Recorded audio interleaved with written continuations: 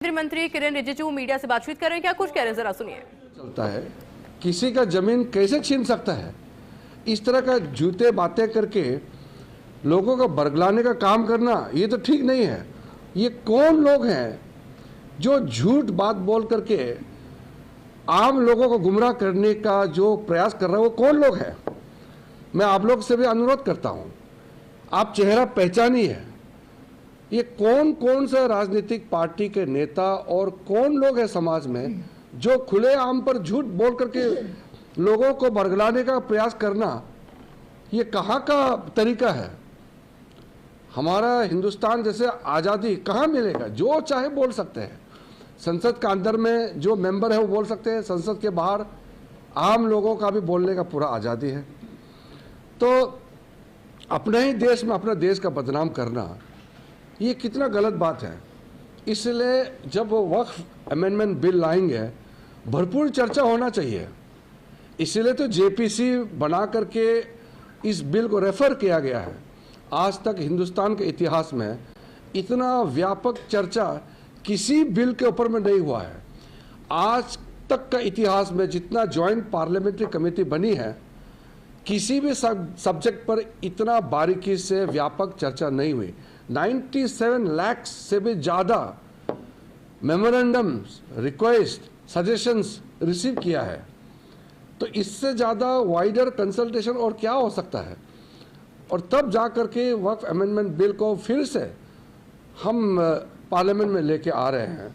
तो इसमें पूरा तरीके से रूल के मुताबिक प्रोसीड्योर को मेंटेन करते हुए संवैधानिक प्रक्रिया है, हम पूरा मेंटेन कर रहे हैं।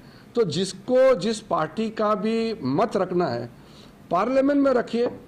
हम 2 घंटे, 3 घंटे, 4, 5, 6, 7, 8 घंटे देर रात तक अगर चर्चा करना है, हम चर्चा करने के लिए तैयार हैं।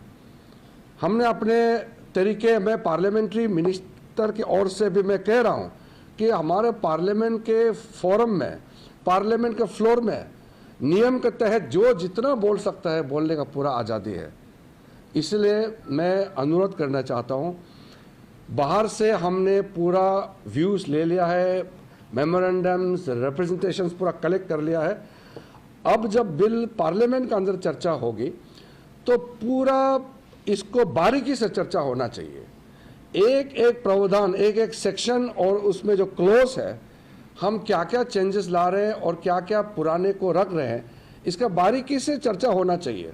और एक एक पॉइंट का हम जवाब देंगे, लेकिन चर्चा तो होना चाहिए। हंगामा से कुछ नहीं होता है। इसलिए मुझे ये पिछले 2-3 दिनों में जो देखने को मिला, इससे बिल्कुल अच्छा नहीं लगा। पूरा झूठ बात फैला करके कई कई जगह में लाउड स्पीकर लगा के पूरा ब्रॉडकास्ट कर रहे हैं कि मुसलमानों का ज़मीन छीनने जा रहा है, मस्जिद छीनने जा रहा है, कब्रिस्तान छीनने जा रहा है। ऐसे क्यों झूठ बोलते हैं? वो जो बोलने वाला लोगों का चेहरा भी पहचानी है, क्योंकि CAA जब लाया था तब भी यही झूठे बातें इन्होंने किया था कि CAA लाएंगे तो मुसलमानों का अधिकार छिन जाएंगे, नागरिकता छिन जाएंगे, मुसलमानों को देश से बाहर कर देंगे, ऐसा बोला है। अब CAA कानून लग गया, साल भर हो गया, किसी एक मुसलमान का कोई अधिकार छीन लिया गया है? किसी का नागरिकता छीना है क्या? इतना ब्लैक एंड वाइट झूठ बोलने का कोई मतलब नहीं है। इसलिए मैं फिर से हाथ जोड़ करके सबको कहता हूं कि आप अगर बिल का विरोध करना है तो तर्क रख करके आप विरोध कीजिए। कौन सा प्रावधान को आप विरोध करते हैं बताइए, और ये भी बताइए कि गैर संवैधानिक कैसे है वो भी बताइए। ऐसे झूठ बात फैलाने से तो होगा नहीं। तो मैं आप लोगों के माध्यम से भी फिर से मैं कहना चाहता हूँ, आज ईद का दिन है, झूठ बिल्कुल नहीं बोलना चाहिए, चाहे वो मुसलमान हो या गैर मुसलमान हो। हाँ, सच बात है, ईद का दिन में दिल से बात निकलना चाहिए, झूठ बात बिल्कुल नहीं बोलना चाहिए। वो ईद का दिन भी अगर झूठ बोलेगा तो वो तो इसका मतलब वो नकली आदमी है। इसलिए मैं पुनः आग्रह करता हूँ कि हम लोग जब बिल आने वाले हैं तो फिर उसको चर्चा के लिए तैयार करें। बिल्कुल बहस होना चाहिए, पार्लियामेंट्री डेमोक्रेसी है, खुल करके बहुत बारीकी से बहस होना चाहिए। डिबेट एंड डिस्कशन, ये सबसे बड़ा हमारा ताकत है भारत का। इंग्लिश में बोल दीजिए। My special appeal to everybody is when we are preparing to bring Waqf Amendment Bill in the Parliament, we must participate in the debate and discussion on the floor of the House. Outside the Parliament,